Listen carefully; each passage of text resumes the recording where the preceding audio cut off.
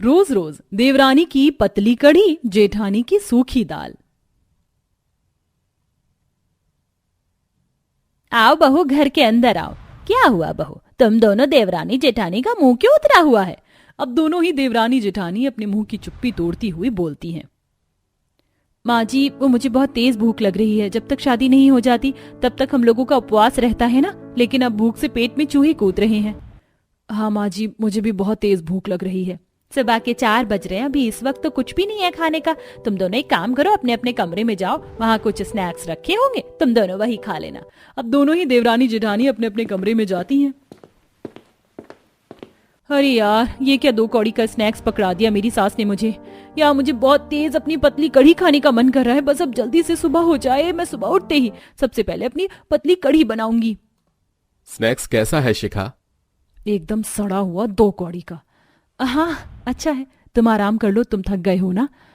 अब मैं अपने पति को कैसे बोलती कि मुझे मेरी मनपसंद सूखी दाल खाने का मन कर रहा है। अगले दिन सुबह दोनों देवरानी जेठानी अपनी पहली रसोई का खाना बनाने के लिए रसोई में आती हैं। चलो अब इंतजार खत्म हुआ, फटाफट अपनी पहली रसोई के खाने में गर्मा गर्म पतली कढ़ी बना लेती हूँ। हाँ सही कहा देवरानी जी, मैं भी फटाफट अपनी मनपसंद सूखी दाल बना लेती हूँ। कुछ देर बाद दोनों देवरानी जेठानी अपनी पहली रसोई का खाना डाइनिंग टेबल पर परोसती हैं कि तभी खाना देखकर घरवाले कहते हैं, अरे ये क्या बनाया है भाभी आपने? पहली रसोई के खाने में कोई इतना हल्का खाना बनाता है? हम फालतू में इतना सोचकर बैठे थे कि मटर पुलाव, मटर पनीर, पूरियां, रायता आपने बनाया होगा। ये क्या, देवरानी की कढ़ी जितनी पतली है, जेठानी की दाल उतनी ही सूखी। लगता है खाना बनाते टाइम तुम दोनों का दिमाग हिल गया था क्या? अरे जहाँ पानी कम डालना चाहिए था वहाँ भर भर कर पानी डाला है, और जहाँ पानी डालना चाहिए था उसको एकदम सूखा बना दिया है। वो सब तो ठीक है, लेकिन इसे खाना कैसे है बहू? हाँ हाँ रुकिए, मैं आपको खाकर बताती हूँ। तभी तपाक से शिखा कहती है, मैं भी आपको बताती हूँ कि मेरी सूखी दाल को कैसे खाना है। अब दोनों देवरानी जेठानी डाइनिंग टेबल पर बैठती हैं। यहाँ देखिए आप लोग, इस पतली कढ़ी को लेना है और चावल में मिलाना है, और गर्मा गर्म कढ़ी चावल ऐसे स्पून के साथ स्वाद लेकर खाना है। तभी शिखा भी अपनी सूखी दाल को खाकर बताते हुए कहती है, अब आप लोग मेरी सूखी दाल भी देख लीजिए कैसे खानी है। रोटी का एक कौर तोड़िए और चम्मच से इसके ऊपर ये सूखी दाल डालकर खाइए। अब बहू के बताए हुए तरीके से पूरा परिवार पतली कढ़ी और सूखी दाल को खाने की कोशिश करता है, लेकिन जैसे ही सुनैना अपनी रोटी को सूखी दाल के साथ उठाकर अपने मुंह में डालती है कि वो सूखी रोटी और दाल उसके गले में फंस जाती है और वह तेज तेज खांसने लगती है। बेटा जल्दी पानी का ग्लास पास कर। ये लीजिए माँ, पानी पीजिए। आप ठीक तो है ना? हटाइए सूखे दाल को यहाँ से, नहीं खाना ये सूखी दाल आपको, जो गले से नीचे ही ना उतरे। दूसरी तरफ बुआ सास जैसे ही चावल कढ़ी का कौर अपने मुंह में डालती है कि उसके साथ ही वह पूरी पतली कढ़ी उसके कपड़ों पर गिर जाती है। अरे बहू, यह कढ़ी तो इतनी पतली बनी है कि मुंह में जाने से पहले ही कपड़ों पर गिर गई। अब लंबी कचर पचर होने के बाद जैसे तैसे घर वाले उस सूखी दाल और पतली कढ़ी को खाते हैं। अब अगले दिन सुबह कोमल की 2 सहेलियां संगीता और दीपा घर आती हैं। भाभी, मेरी सहेली आई हैं बड़ी दूर से, उन्हें भूख लग रही, जरा कुछ हल्का नाश्ता बनाकर मेरे कमरे में ले आइए। अब दोनों ही देवरानी जेठानी रसोई में आती हैं और तेजी का चूर्ण देते हुए देवरानी अपनी मनपसंद पतली कढ़ी और देवरानी अपनी सूखी दाल बनाकर कोमल के कमरे में जाती और उनके सामने रख देती है। अरे कोमल, ये क्या बनाकर रखकर चली गई तेरी भाभी? ये इतना पतला पीला सा प्लेट में क्या है? तेरे घर में किसी का पेट खराब है क्या? और ये नमकीन क्या दाल की है? ये क्या है? सूखा सूखा दाल, इसे क्या करना है? भाभी कहाँ हैं आप? अभी के अभी मेरे कमरे में आइए। अब दोनों ही देवरानी जेठानी झटपट अपनी नंद के कमरे में आती हैं। ये सब क्या है भाभी? आपको मैंने बोला था ना कि कुछ हल्का नाश्ता बनाना है, लेकिन आपने फिर से ये पतली कढ़ी और ये सूखी दाल बनाकर मेरे फ्रेंड्स के आगे रख दिया। अरे आपको कब समझ में आएगा कि जो चीज आपको पसंद है जरूरी नहीं कि वही चीज हर किसी को पसंद हो। अब ले जाइए इसे उठाकर यहाँ से, हम लोग बाहर से ही कुछ खा लेंगे। अब देवरानी अपनी पतली कढ़ी और जेठानी अपनी सूखी दाल को उठाकर रसोई में आती है। कुछ ज्यादा ही नखरे नहीं है हमारी ननद जी के। इतनी प्यारी मेरी पतली कढ़ी को इतना भला बुरा सुना दिया। हटो, मैं खुद ही खा लूंगी। अरे माथा खराब है मेरी ननद और उनके दोस्तों का, जो इतनी स्वादिष्ट सूखी दाल को खाने से मना कर दिया। अब धीरे धीरे घरवाले अपनी बहू के हाथ की पतली कढ़ी और सूखी दाल खा खा कर परेशान हो चुके थे। तभी एक दिन विक्रम और मोहन अपने ऑफिस कलीग के साथ लंच कर रहे होते हैं। अरे भाई ये क्या, तू फिर से ये अपनी पतली कड़ी और सूखी दाल ले आया? अब और मैं तेरे साथ लंच नहीं कर सकता। तेरा तो पता नहीं मुझे, पर अब ये एक तरह का खाना रोज रोज तेरी टेबल पर देखकर मेरा मन भटक गया है। मैं जा रहा हूँ, अकेले ही लंच कर लूंगा। ऑफिस कलीग के वहां से जाने के बाद भैया ये कैसी वाइफ है हमारी।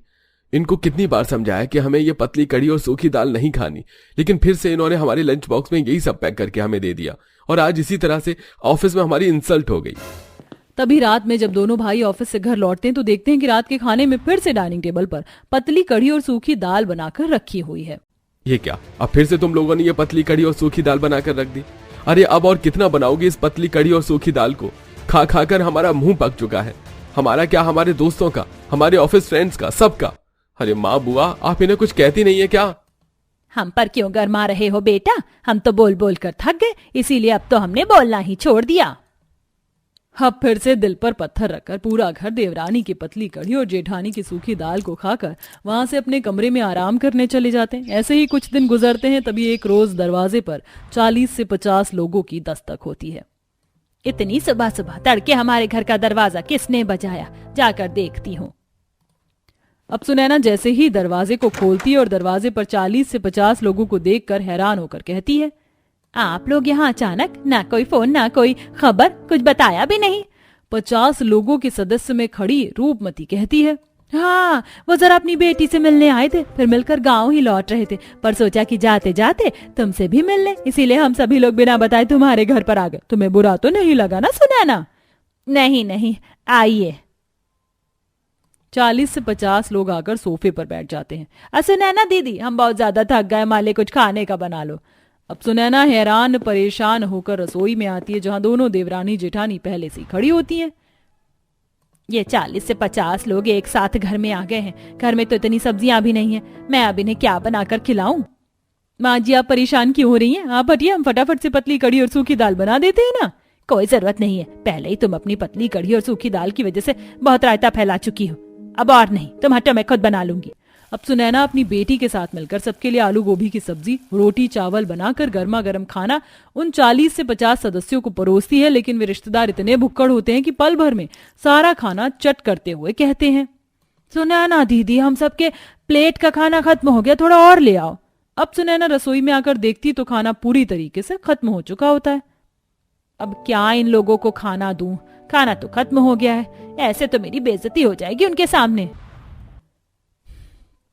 माँ जी बस अब आप जाइए, हम उनके लिए खाना बनाकर लेकर आते हैं। अब देवरानी अपनी पतली कढ़ी में कश्मीरी लाल मिर्च, वहीं जेठानी अपनी सूखी दाल में कच्ची मिर्चियों को कुतर कर मिलाकर लेकर आती है, जिसे खाते ही 40 से 50 सदस्यों के तोते उड़ जाते हैं और उनके मुंह, नाक, कान सबसे धुआं निकलने लगता है। कितना तीखा था पानी। अब सभी रिश्तेदार भर भर के पानी पीते हैं। ठीक है सुनैना दीदी, हम लोग जा रहे हैं, हमारे गांव की शाम की ट्रेन है। सभी रिश्तेदारों के जाने के बाद, देखा माँ जी, मेरी पतली कड़ी और जेठानी जी की सूखी दाल का कमाल, कैसे पल भर में ये लोग यहाँ से खिसक गए और आपकी बेइज्जती भी नहीं हुई। हाँ देख लिया, पर लेकिन बस अब और नहीं, ये आखिरी था। अब इसके बाद तुम कभी ये पतली कड़ी और सूखी दाल नहीं बनाओगी, और अगर तुम्हें खाना भी है तो तुम कभी कभी बना लेना, क्योंकि तुम्हारे मनपसंद का खाना जरूरी नहीं है कि हर किसी को पसंद हो। अब दोनों देवरानी जेठानी अपनी सास की बात को मान लेती हैं, जिसके बाद से फिर दोनों ही रोज रोज अपनी पतली कड़ी और सूखी दाल खाने की आदत को छोड़ देती हैं और महीने में कभी कभार अपनी पतली कड़ी और सूखी दाल बनाकर खाने लगती हैं और अपने पूरे परिवार को अलग अलग तरह का खाना बनाकर खिलाने लगती हैं, जिसके बाद से पूरा ससुराल खुश रहने लगता है। यहाँ तो बैठने के लिए एक ढंग की कुर्सी भी नहीं है। इस कड़कड़ाती ठंड में क्या तुम मुझे इस चटाई पर बिठाओगी? घर की हालत तो देखो, इतनी ठंड है, ना ओढ़ने के लिए रजाई, कंबल और ना ही कोई हीटर। इससे कंजूस लोग तो मैंने अपनी जिंदगी में पहले कभी नहीं देखे। क्या पल्लवी और अंजलि की बातें सही थी? सच में क्या ये गरीब परिवार इतनी कड़कड़ाती ठंड में भी बिना सुख सुविधा के इसलिए रह रहा था क्योंकि ये कंजूस थे? ये इसके पीछे कोई और कारण था? आइए इसे जानने के लिए कहानी में आगे बढ़ते हैं। कितनी ज्यादा सर्दी हो रही है। कितनी बार कहा है इन्हें कि एक गैस वाला चूल्हा ले आइए। कब तक इस मिट्टी के चूल्हे पर खाना बनाऊंगी, वो भी इस कड़कड़ाती ठंड में। सभी लोग घर में आराम से बैठकर गैस पर खाना बना रहे हैं और मैं हूँ यहाँ मिट्टी के चूल्हे पर कांपते हुए खाना बना रही हूँ। अरे बाप रे बाप, ये जमीन है या बर्फ की सिल्ली? ठंड कितनी ज्यादा बढ़ गई है ना कि अब ये मिट्टी की जमीन भी बर्फ की सिल्ली से कम नहीं लग रही। ना पहनने को गर्म कपड़े हैं, ना तो ओढ़ने के लिए एक रजाई। आजकल तो गांव में भी सभी के घरों में बेड है, लेकिन शहर में रहकर भी हमें इस चटाई पर ही साल भर अपना गुजारा करना पड़ता है। गरीबी लाचारी के चलते ठंड में भी इस गरीब परिवार को बिना सुख सुविधाओं के इस तरह ठंड में ठिठुरते हुए अपने दिन गुजारने पड़ते हैं। माँ, ये कैसी रजाई है? एक तो इतनी पतली है, ऊपर से जगह जगह से भरी हुई है, हर जगह से ठंडी ठंडी हवाएं अंदर आ रही हैं। कुछ हफ्तों में नया साल आ रहा है, तो क्यों ना हम नए साल पर अपने घर के लिए कुछ नई और जरूरतमंद की चीज ले आएं, जैसे बेड, भाभी के लिए गैस वाला चूल्हा, हाथ पैर तापने के लिए हीटर। हमारी इतनी हैसियत नहीं है कि हम नए साल पर ऐसा कुछ नया सामान ला सके। जो है उसी के साथ ही हमें अपना गुजारा करना होगा। नए साल को अब सिर्फ कुछ समय रह गया था। नए साल आने की खुशी में कई सारे लोग अपने अपने घरों में नया नया सामान लेकर आ रहे थे, घर की सजावट कर रहे थे और इस ठंड के मौसम को एंजॉय कर रहे थे। लेकिन वहीं इस गरीब परिवार के पास ठंड में ठिठुरने के अलावा और कोई चारा नहीं था। हाचू, हाचू, हाचू। कल तो बस इसे हल्का हल्का बुखार था, लेकिन आज तो इसे सर्दी भी हो गई है। आखिरकार कब तक ये सब यूं ही चलता रहेगा? मैं सोच रही हूँ कि क्यों ना हम लोग थोड़े थोड़े पैसों की बचत करें। अगर दिन भर का खर्चा हमारा 100 रुपए का होता है तो हम उसे 50 कर देते हैं।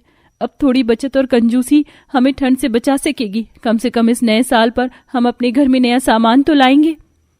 भाभी कह तो ठीक ही रही हैं। वैसे भी हम कौन सा पेट भर कर रोज खाना खाते हैं? जहाँ 2 रोटी खाते हैं वहीं 1 रोटी खा लेंगे।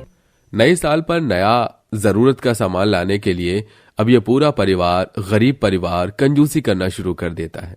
कोमल दूध वाले से दूध लेना बंद कर देती है। वहीं अब साक्षी घर में सबके हिस्से के सिर्फ 1 रोटी ही बनाती है। सुबह नाश्ते में भी 1 रोटी दी थी और अब रात के खाने में भी 1 रोटी। पहले तो हम लोग 2 रोटी खाया करते थे ना। लेकिन अब से हम सब सिर्फ 1 रोटी ही खाएंगे। इससे हम थोड़े पैसे बचा सकेंगे और नए साल पर जरूरत का सामान लेकर आएंगे। मुझे ये गुलाबी वाला ही स्वेटर चाहिए। मेरे पास एक भी अच्छा स्वेटर नहीं है। कम से कम ये एक स्वेटर तो दिला दो ना। मैं आपसे आजकल जो कुछ भी मांगती हूँ, आप मुझे कुछ भी नहीं दिलाती। उस दिन मूंगफली वाला आया था, आपने मुझे मूंगफली भी नहीं दिलाई। नैना बेटा, इन छोटी छोटी बचत और कंजूसी से ही हम लोग नए साल पर अपनी जरूरत का सामान ला सकेंगे। तू नहीं चाहती कि नए साल पर हमारे पास ओढ़ने के लिए नई रजाई, हीटर, गैस हो? अपने दिल को मारते हुए कोमल अपनी बेटी को समझाकर वापस उसे घर ले आती है। बात तो सुनने में आया है कि बर्फबारी भी हो सकती है। वैसे ही इतनी ठंड है, अगर बर्फबारी हो गई तो हमारा क्या होगा? उस समय तो बिना हीटर ही हमारा गुजारा ही नहीं चल सकता। माँ, भगवान से प्रार्थना करो कि बर्फबारी ना हो, वरना हमारी ये कंजूसी हमारे कुछ काम नहीं आएगी। बस कुछ दिनों की और बात है, फिर देखना हमारे पास भी सब कुछ होगा। पूरा परिवार काफी दिनों तक कंजूसी और पैसों की बचत करता है, लेकिन इन सब के बावजूद भी उन सब के पास ठीक से 1000 रुपए तक नहीं जुट पाते। हम लोग इतने दिनों तक कंजूसी करते रहे ये सोचकर कि इस साल हम नया नया सामान लाएंगे, लेकिन यहाँ तो ठीक से 1000 रुपए भी नहीं जुड़ पाए। इससे तो हम नई रजाई तक नहीं ला सकते। इस नए साल पर भी हमारे घर में कोई नया सामान नहीं आएगा और हर साल की तरह इस साल की ठंडी हमें यूं ही ठिठुर कर गुजारनी होगी। ऐसे ही समय गुजरता रहता है और अब नए साल को सिर्फ 1 से 1.5 हफ्ता ही रह गया था। कोमल अपनी नंद साक्षी के साथ आंगन में कपड़े धो रही होती है कि तभी वहां उनकी दोनों पड़ोसन पल्लवी और अंजलि आती है। ये क्या कोमल, साक्षी, इतनी ठंड में तुम लोग ठंडे पानी से कपड़े धो रहे हो? हमारे घर में तो गीजर लगा हुआ है। हम तो बर्तन धोने के लिए भी गर्म पानी का इस्तेमाल करते हैं। तुम लोगों को देख देख कर तो मुझे ठंड लगनी शुरू हो गई। गरीबी लाचारी सबको सिखा देती है। आप लोग ऐसे खड़े क्यों हैं? चलिए अंदर चलिए, मैं अभी आपके लिए गर्मा गर्म चाय बना कर लाती हूँ। साक्षी चूल्हे पर चाय बना रही होती है, वहीं कोमल अंजलि और पल्लवी को अपने घर के अंदर ले जाती है।